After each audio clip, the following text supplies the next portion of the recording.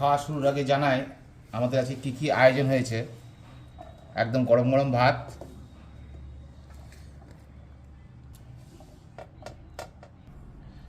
সঙ্গে সঙ্গে ভাজা করে নিলাম, দেখো আলু ভাজা,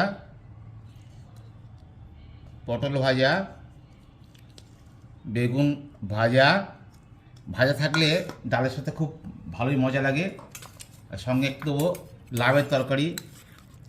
লাউয়ের তরকারি এমন একটা জিনিস যেটা আপনার খেলে শরীরটা ঠান্ডা থাকে। এবার বন্ধুরা, আমাদের সবচেয়ে বাঙালির প্রিয় মুসুরির ডাল। মুসুরির ডাল পেলে কিন্তু ভাত খুব তাড়াতাড়ি থালার থেকে উঠে যায়। একটা নতুন আইটেম আমার অনেক দিন পর পেলাম, হাঁসের ডিমের ঝোল। সঙ্গে যদি আপনার আলু ও পটল থাকে তাহলে খেতে আরও স্বাদ লাগে। এবার বন্ধুরা, ডালের সাথে লেবু দিয়ে খেলে তার টেস্ট আলাদা লাগে এবং ভাতও তাড়াতাড়ি ফুরিয়ে যায় থালার থেকে।